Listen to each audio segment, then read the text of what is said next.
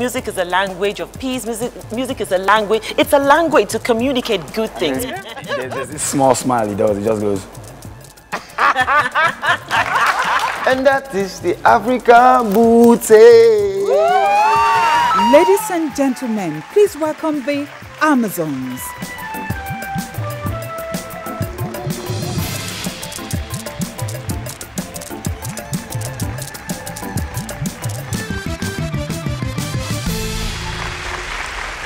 Welcome to Amazons. So today we're dedicating this episode to our music industry, really, talking about the fact that they've come so far in such a short period and their achievements, the language behind the music. And we have two special guests in the house to discuss this. But before I go to my guests, what do you think about the language of our music today? Well, first of all, we want to talk about using music as a tool for communication. It always has been, Yeah. it always will be. Using music as a tool of a message, using music as a tool for change, using music as a tool for getting the youth to accept their circumstances, using music beyond entertainment.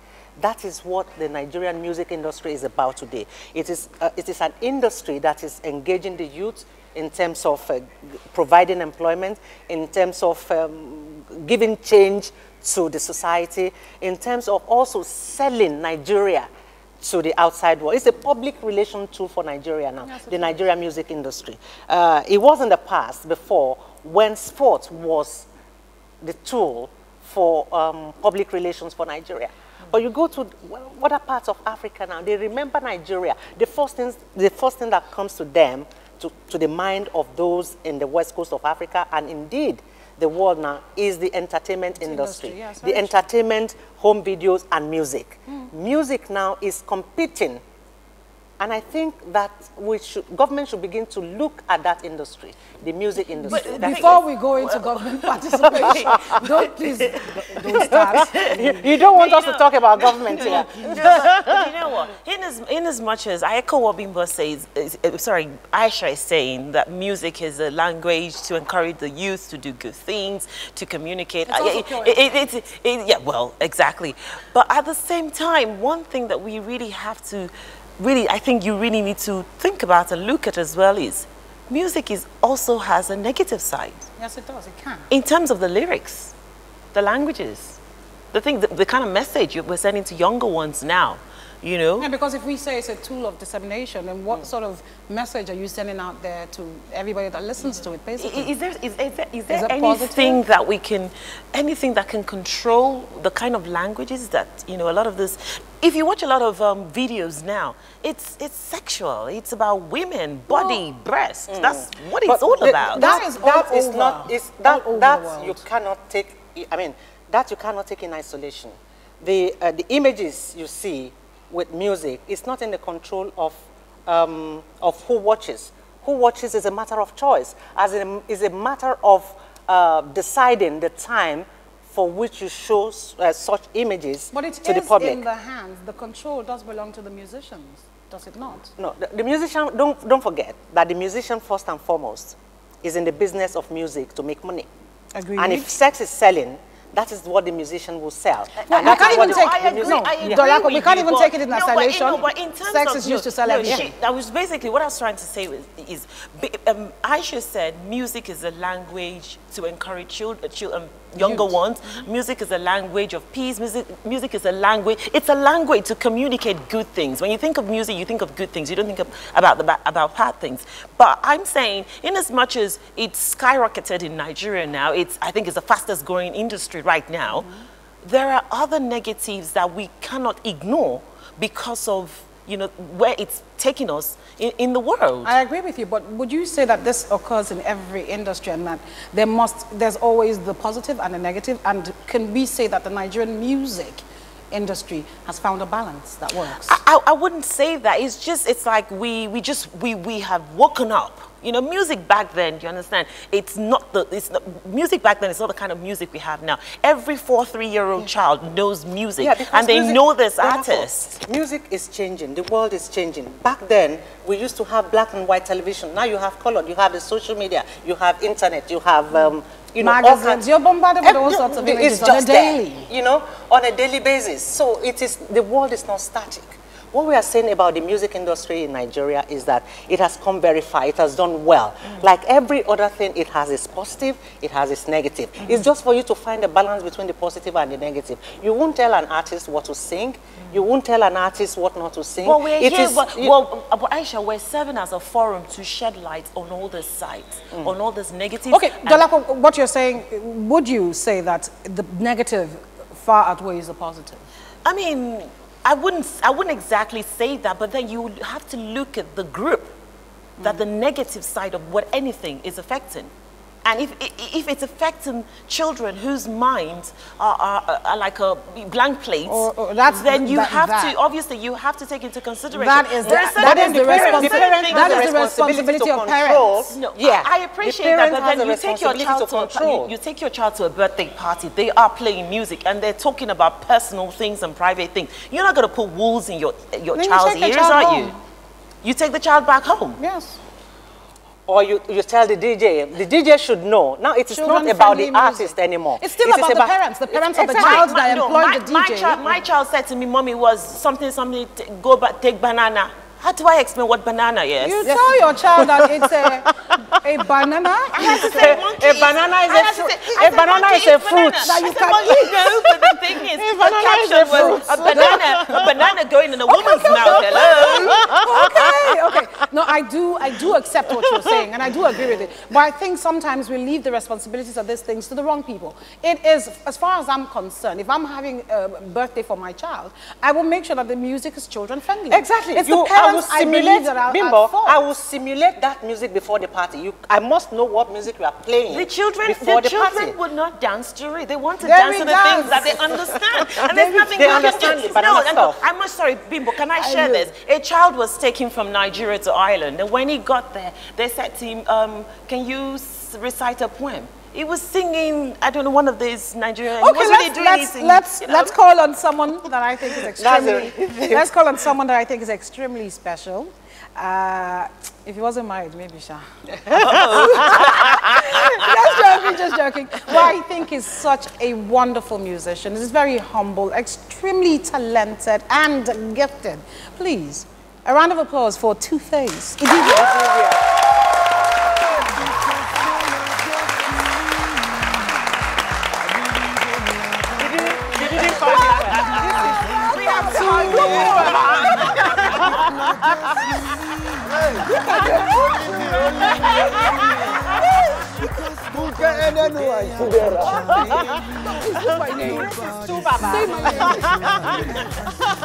Hello. Thank you so much for taking time out to be here. Yes, we know you're very, very, very busy, but thank you for making time. I'm happy to be here, man. Good.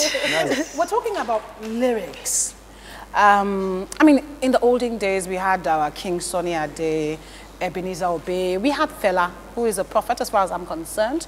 And what they sang about were things that affected them and things that made so much sense. I mean, one of Obey's songs I still quote till tomorrow because it makes just absolute sense to me. I listen to your music and I think what you say, like, you have so many songs about propaganda, change, a different Nigeria. What would you say about all these other people that sing not so nice lyrics?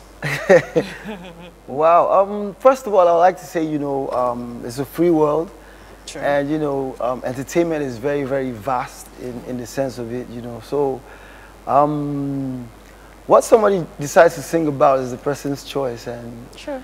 you know, it depends on where the person wants to go or how the person wants to be perceived, you know. So for me, it's a free world, and the listeners are the ones that have the choice to choose what they listen to. So you're saying it's a matter of choice, basically? Yes, yes. I agree with that totally. Yeah. But I know that you, Two-Face, I listen to most of your songs. I actually enjoy listening to your music, not because you're here. Thank you. But because, you know, it makes a lot of sense for me. You know? And one particular particular one that really strikes me is about music for change. You know, I don't know what the title is. They want to tell us another story again. Yeah, you know, yeah, about yeah. you were talking about it's a political song. Yeah. Political song. I mean, that is absolutely, you know, is what happens today that you talk about. And there's this other one. You are my brother. You know, we're killing each other today. No matter where we are from, we are Nigerians first and foremost. You know, those music are really philosophical. They are deep. And then the last one. The African woman, the one that won you so many. Is that the African queen? The African queen. Yeah. So he was talking about me. He was.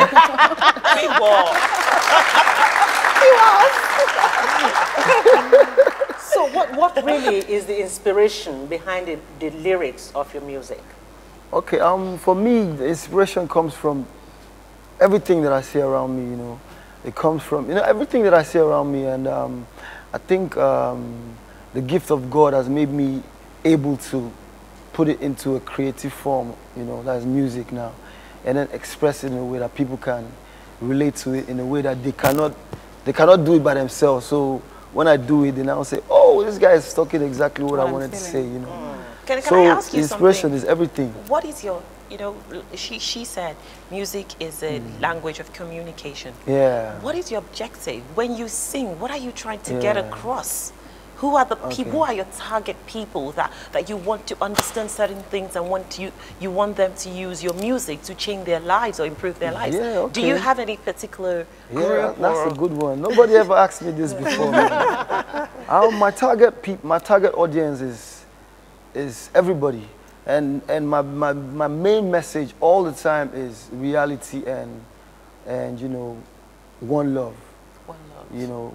And I think everybody, the good, the bad, and the ugly, they fall under that category. I agree.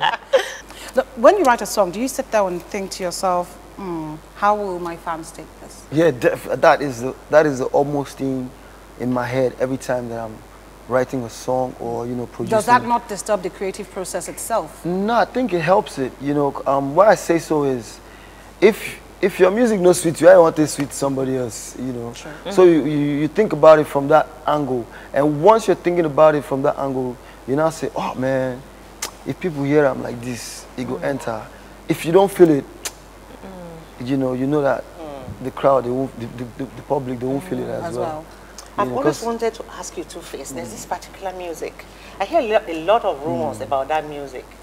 The reason why the music came about. Oh, yeah, I know the song. Oh, that's a beautiful song. I don't know. Let me in on this. I don't know what that is. What is the story behind that music? There's this song, yeah. Oh, okay. So the song came out, and after like 2 months after the song came out. Can you sing the chorus? Do you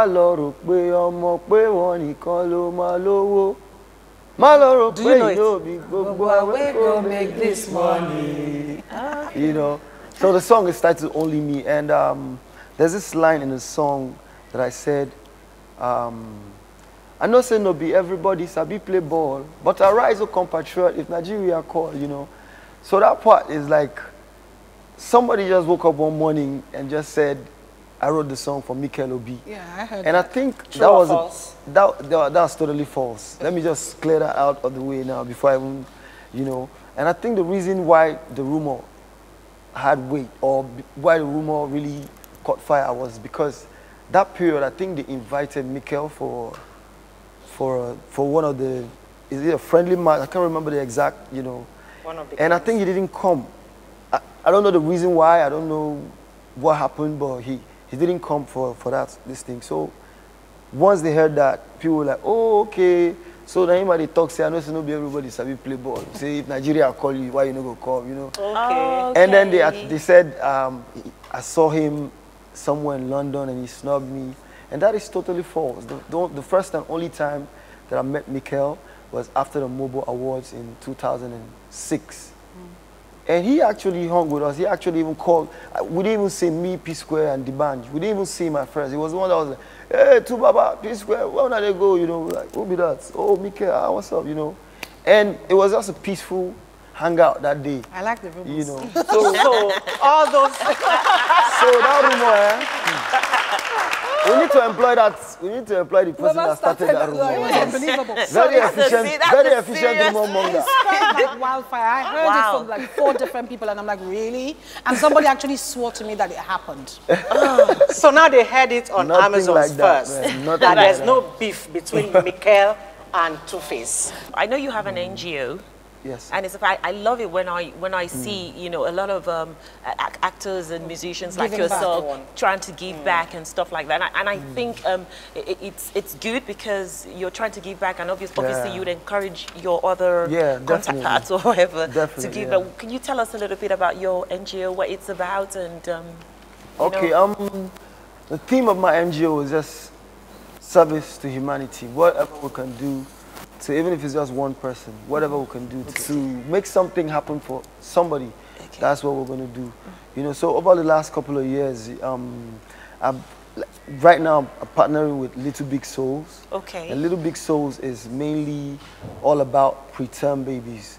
You know, we have many hospitals, no incubators, and then something as simple as that still goes on in Nigeria, and you have hundreds of babies dying every day in the hospital just because of one incubator or small, just very simple basic things, you know. So do you give back, or do you encourage people to come together to give back? We do both. Both. We do both, you know. I have we've given and we've made other people donate stuff to the hospitals. Yes.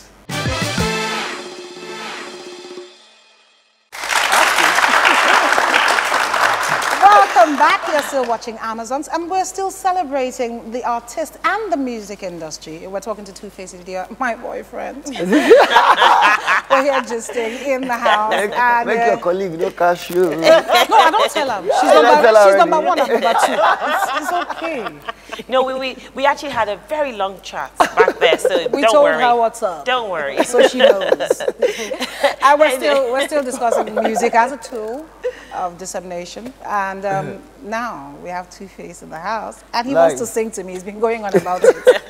He just insists on singing his song to me. Sweetheart, sing on. Oh my gosh, man. And we support you Oh from my here. days. We will clap, and then we can dance, and we can It's hum. serious? Yes, please. Producer. Yeah, they shy now, so. You wanted Okay, to sing something. I'll just else. use one line now.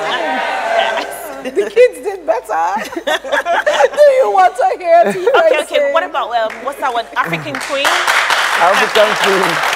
Even if it's the chorus. Okay, since it'll be African Queen, I'll just do the chorus. No, specifically to one Just African like the sun lights up the earth. No, me, Lights here. up my life.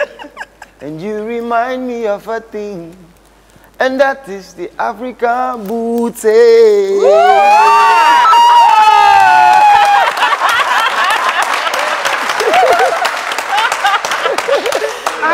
I know we put you on the spot and we shouldn't have done that. It was very unfair, but I just had to do it. I'm extremely sorry. Thank you so much. Thank you One so love, man. much. Thank you guys for, Great. supporting Nigerian music and, Cute. supporting the whole revolution.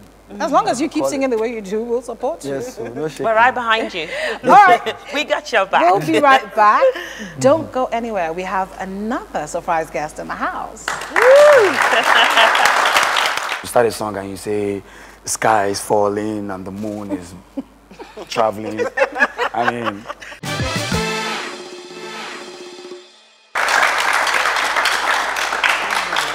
Welcome back to Amazons. We are still celebrating the music industry in Nigeria. And I want to say a big thank you to the audience. You guys are absolutely amazing. Now we have another guest, Dolapo Aisha. Can you guess who it is? I can guess. Try. Okay, let me give you a hint. He's a musician. Oh, you got me. Timo Feda. Ladies and gentlemen, a round of applause for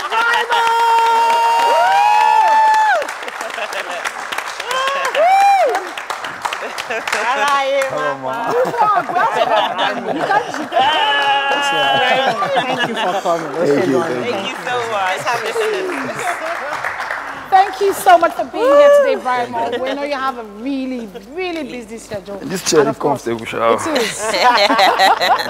Feel relaxed. Thank you, man. We're talking music today. We're celebrating the artists, not only you, not only Two-Face, everybody who has done so much for the music industry. Of course, we can't bring everybody into the studio, but we just thought we must have Brian Moore here to talk about music. Now, from zoology to music, why? Why did you do that? Okay, If I was mommy, I would beat you. You would give me back the money. I got quite a certain amount of beating anyway.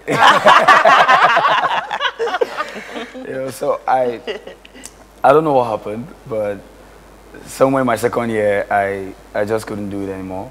You know, I guess maybe it was because I had a video that was already out, and it was sure I knew this music, and I'd be like, say, that's a hope there. Yeah. So I chased it. You dumped zoology, just like that. You know something, Bimbo. If you're doing something that you don't have passion for, it's a struggle. It is, I know. You know, it's a struggle, and it's easy for me to say as a parent, because I also am going through some things with my boy now. You know, is so strong and passionate about a certain thing. I want him to go in a certain direction. So we are talking and clashing about it all the time to find a balance. So I quite understand that the passion was so strong for you. Yes, but where did it all begin, this music passion for you? Where did it start? Yeah, I think it started somewhere in our small one-room apartment, myself, my mom, my dad. I'm an only child. You know, so, really? Yeah. That's so sweet. So that's why you were spoiled. That's it. Are you spoiled? Well, if you grew up in Okokomaiko and your dad is a carpenter and your mom sells, you know, she's a petty trader, you probably might not get spoiled easily. You know, but my mom used to play a lot of Fuji music, Juju music, you know. Okay. You know, so somewhere between Sonny Ade and Barista and Kwamwan Salawa Beni and Kwamwan. Does she sing? A lot. Oh, yeah. My mom would sing like 10 hours every day. You know. That's like my mom. Yeah, So that's where you got the passion from. yeah, and then she would take out lyrics from songs and introduce our own lyrics into them. I don't know what that's called in English. Whatever. You know, so she would put the songs there. Whenever she has a fight with her husband, she would sing to him. She will send your husband a message through music. And then there's this small smile he does. He just goes.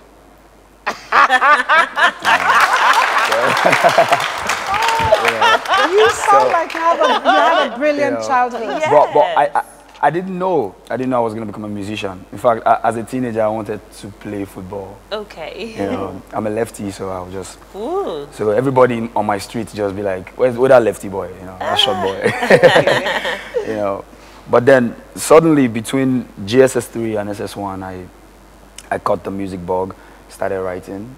You know. Oh, you write your own music as well? Yeah. Fantastic. Yeah. So I started writing. That was 99, 2000. By 2002, we started a group, myself and my friends, and we called ourselves Aliens. Aliens. Okay, why aliens? I know there's a message in that. Why aliens? The plan was to, what actually informed that particular decision was I wanted to make music. So when I leave my class during break time and go from class to class, I would hear other students sing. But back then it used to be raga. You know, yeah. A lot of raga artists were very popular in Nigeria, so a lot of students were practicing to become raga artists. I didn't, you know, tune into that. You know. So I was just, that's in what I find. I would find out, you know. And then there was a sudden influx of, you know, a lot of R. Kelly in Nigeria back then. A lot of Backstreet Boys, a lot of Westlife, a lot of, you know, Western music. So as a secondary school student, I would listen to a lot of them, you know. But then there was a problem, which was I didn't know how to relate all that to my people here. Because when you start a song and you say, the sky is falling and the moon is traveling, I mean, how do you relate that to an African woman who's sitting in a store selling pepper? You know? Why the sky not falling? Because she could just be the one that say, which sky? You know? So You know, so because we live in a very different society, I need to find a way to relate that with, you know. But then, why I needed to relate what I heard with what my people want to listen to is because we have a lot of Western influence. We cannot even hide that, you know, in our governance, in our economy, in our lifestyle. Everything we do right now has a lot of Western influence in it. But still, there are more Nigerians who would rather go to Kwamwan's party or we do have a huge fan base. a proper high life, you know, artist in the East, for instance. So if that's going on here, you know, the number of people who are really informed, you know, in that Western ways, to buy your music, there are not so many people. You know? And then you'll be shocked that most of these people also grew up in homes where a lot of juju music was played, or even Fuji, or even high life. So they will tune into it. So if I'm making high life music that you probably heard your dad listen to when you were young, now you probably go, this is good, you know. So if I'm able to blend that with my Western influences, I think I'll be good. Okay, now you write most of your lyrics, and we said here earlier that the messages that we pass across in music is very, very potent. Do you think about that when you write your lyrics, when you're about to go to the studio to sing? Do you think about the impact of your words on the people that listen? I do, a lot, actually. That's quite important to me because this music has bring food for the table, you understand? You know, so if something is going to be easy for somebody to sing along to, it was because it was easy for me to sing along to it. So one of the things I used to do is when I write a song, I try to write a song in my head. Okay. You know, if it's just the chorus or the hook, I try to make sure I just write it. I just come up with the melody and the words in my head. Okay. You know, and then I probably recite it for a while, and then I let it go. So if I can remember that song in a week, it might be a hit. Brymo, I wanted to ask you, you cut across like a very, you know, calm, level-headed, focused, you know, passionate. You know, I don't know how old you are, but obviously you are very young, and being exposed to fame and the kind of things that you're exposed to at a very tender age can have negative effects on a young mind. And obviously, coming from where you're coming from with your background as well and everything, but you seem to sort of like, you know, be on, you know, stand a balance. How are you coping? And, you know? I don't know how to say this, but I think I remember quite very well when I was a child. The biggest problem I used to have with my dad was my dad does not understand why someone will agree to do something and not do it. You know, he is quite, you know, I used to hate him a lot when I was a child. I used to be like, that means he's a good father. If you hate your father, it's a good father. I used to be like, it's like, yo man, how about now? You wake me up 5:30 to go and pray in the mosque. You now ask me, then I go to school every day. Then when I get back from school, because I was quite, you know, becoming a little on the wayward side, so he'll be like, you must be busy. So he sends me to an Arabic class in the evening, you know, and whenever there's none of those, he tries to make sure I come to his store so I can learn at least how to saw the wood or something, you know, even though I refuse to do that. You know? And then, you know, but one thing I learned after all that while was, if you give him money to keep, he will give you back the money exactly how you give him, even if it's 10 years later. You're very lucky. As broke as we were. You know? So when he used to do that, I'll be like, yo, man, I don't understand it. Thank you so much for coming to share with us. No, before, just briefly, so where do you see yourself, Brymo, and your music in the next, let's say, 5 years?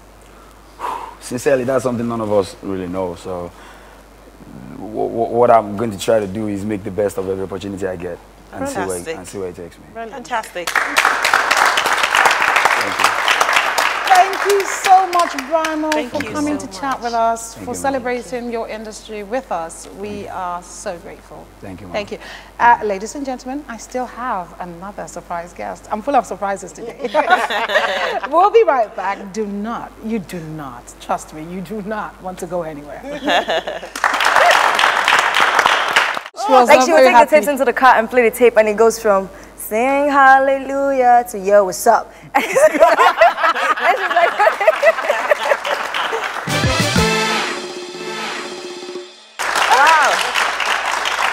Welcome back. We're still talking music, celebrating the music industry in Nigeria that has gone international. We have another special guest in the studio. I'm feeling so cool. Another special She's guest. on Amazon. She is A young an Amazon. We can't, we can't interview the boys without bringing in one female artist to tell us what it's like. So, ladies and gentlemen, without further ado, I present Eva.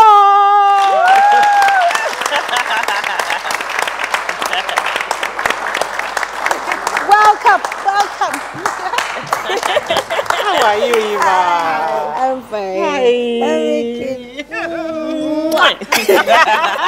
He said, so, Eva, thank you so much for being here. Thanks for having me. Music industry has gone, the Nigerian music industry, wow, it's unbelievable. Yes, it is. What do you see happening to you in a few years? Are you looking forward to getting an international label? I want a baby. Okay. She wants I a want baby. a baby. I've wanted a baby since I was like 20, 21. Come on now, you can't be that much older. No, but with the music, seriously, I see an international deal. I already have one, thank God. Yes. Oh, lovely. I just scored a songwriting deal with an international UK label. Wow. So yes, that's very. Congrats. It's well just done. songwriting. We're getting there. So It's a What kind of music? What kind of music do you It's sing? rap. It's rap. Yes. Okay. But with the UK deal, they want me to go more pop because that's what's reigning over there in the UK. Okay. So I'm gonna have to write some pop songs. For Now tell them. me, how is it, in Nollywood, there's no such thing as the men get better chances than the women, not really. But is there anything like that going on in the music industry? Do the men get a better break? We they suffer well. I think no, it's true. I think the girls suffer a lot over here. Really? Because it's crazy. I mean, they come from the perception that you cannot do anything because you're a girl. And the music business gets you out of your house from 6 to 6 to 10 to 12, back to 6. Okay. So you're never at home. And they have this perception that because you're doing music, then you're either a slut or you're a flirt or you're not good to be a woman. So there's just so many things that pull the girls back. So if you notice, the girl starts and then you just notice that the girl is no more there. She's not doing music anymore. What happened to you? What happened to you? But then, so there's a lot of but stress. you know what? Hold on. I don't agree with you in the sense that I think in this day and age and with the kind of exposure that we're getting now and everything, is it more a thing of being a woman, the girls get to a certain age where they actually want to settle down and the kind of lifestyle that what they're doing brings is not something they can deal with? I don't think it's about settling down. I can help you there, Eva. I think, you see, the picture she's painted now, the music industry is an odd-hour industry. You understand what I mean? You go out from, You're out every night. every night. You come back in the morning. Perhaps you have a home to take care of. By midday, you start preparing to go out again. For a man, it is okay to do that without any meanings being read into that. But for a woman to be out at night, that's what she's saying. So you have to, for you to do music successfully, you must really have a strong support system. So it might be your family, it might be your friends. Do you have a strong support system? I do. I do. I have an amazing management team, and my father is my biggest fan. So. Can I ask you about your style? Because a lot of young upcoming artists now, they sort of like replicate what they see the international artists doing and everything. But you seem to sort of like have your own unique. I still can't explain it. But what's your inspiration and? I don't know. I really don't. I'm just very spontaneous. Okay. I do whatever comes to my mind. Plus, I grew up with boys. So I was a real tomboy. My mom never bought me Barbie doll dresses. I didn't have teddy bears. I played table snooker in the house. Table soccer, floor soccer with the boys. So I didn't have Barbie dolls. I didn't have teddy bears. Okay. I had tape recorders. I had Game Boy. Okay. I had games. So going from there into music, it was a mixed match of tomboy and the girly chick. Okay. So I'm not necessarily a divarette or diva. Okay. But does that Like reflect right in now, your I'm wearing a music? big boy T-shirt Sure. and I match it with shorts, which answers your question. This is the sexy part of it. This is the boyish part of it. Okay. And then I have heels on. You're brilliant. Does that also come across in your music? The girly you and the tomboy? It comes across in everywhere, even with my business. I'm a strict businesswoman because aside the music, I am a makeup artist as well. Okay. I own a makeup company. So Okay, when I handle that business, I come back to handle the music business, which I have been doing by myself for a long time. I'm not signed to a record label. I don't have a sponsor giving me money to, you know, run around for music. So I have to do everything by myself. And that must be And difficult. It is very difficult because as a woman, you have to stand up to the guys. The minute you stand up to the guys, they have misconceptions about you. They say, oh, Okay. she's arrogant. Oh, she's bossy. Oh, she's, Labels. she's whatever. But you have to be that so that they don't pull you down. Okay. You know what I'm saying? You have to be that so that your paycheck comes in when it's supposed to come in. Okay, I mean, I understand the misconceptions and how Yeah. easy it is to, you know, misconstrue things. But do the other artists, the male artists, do they give you guys support? Oh, yes, they do. They're amazing. They're amazing brothers. They do. In whatever way that they can, they do. They're so, so, so amazing. And I'm very, very lucky to have worked with, you know, a whole lot of these male artists. There's a lot of people out there that have helped me in very little ways they don't even know they have. And there's a lot of people that have tried to pull me down.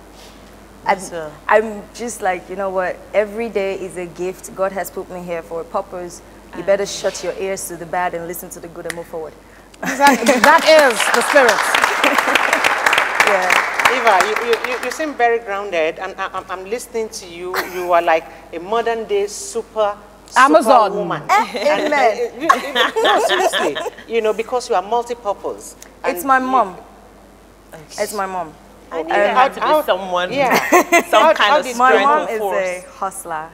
She's such a hustler. I remember when we were living in the north before, we were living in Bida, Niger State. Back then, I think I was about 6'5", and the north was a very peaceful, beautiful place to be. Yeah, it was. The Hausas and the Fulanis used to guard our houses. In the morning, they'll bring fresh fruit and nunu for you. During Salah, we chop meat where.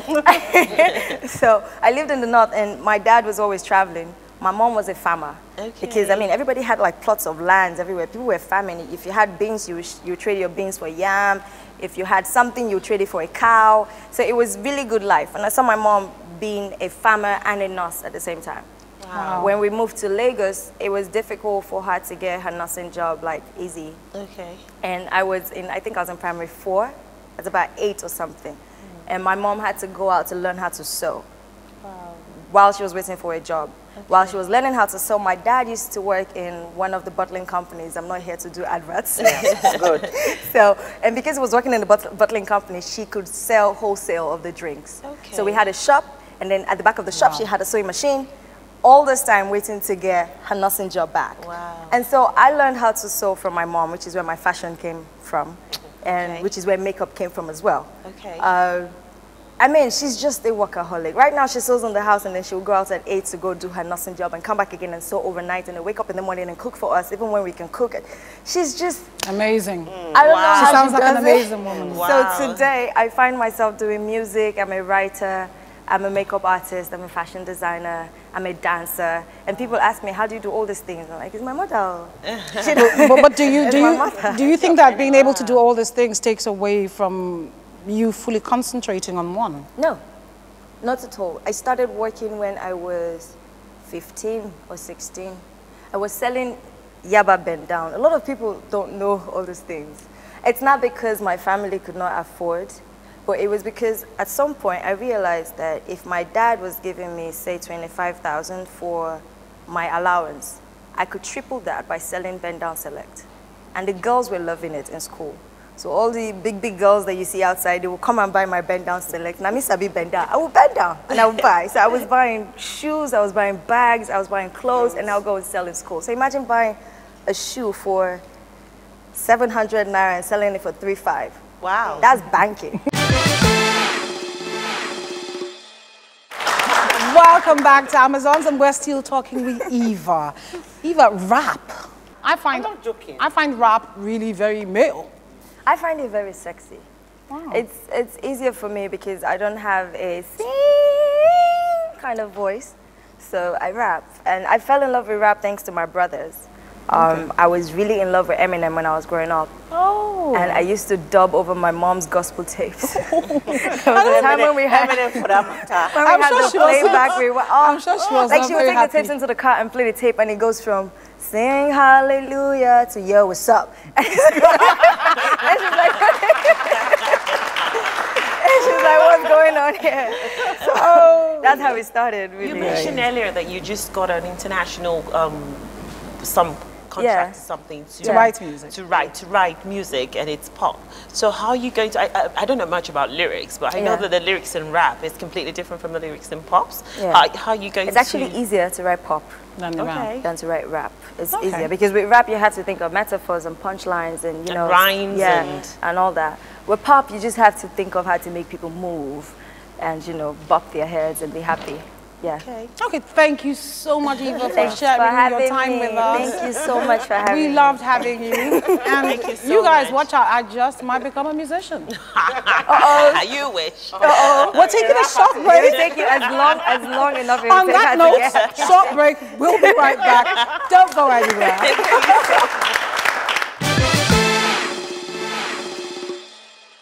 Welcome back.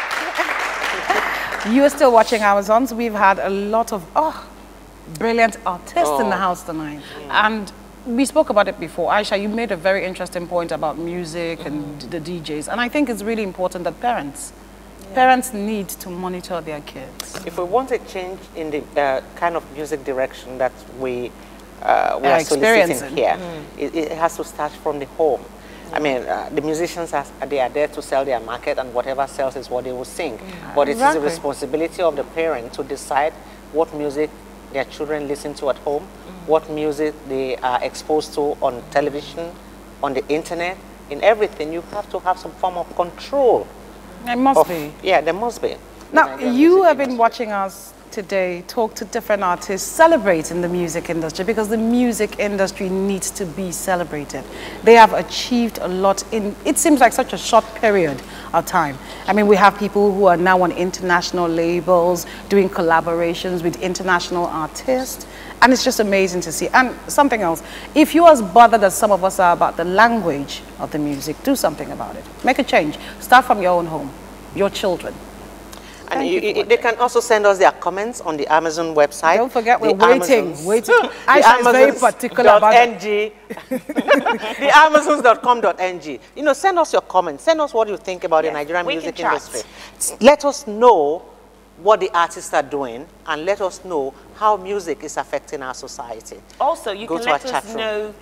Also, they can let us know what they would like us to talk about. Yes, you know, topics that would interest topics you, that what you would want us to interest talk you as about. well. We're more Feel than, free to send us, your ideas, and we will definitely look into it. Thank you so much for watching. Expecting to see you next time. The Amazons.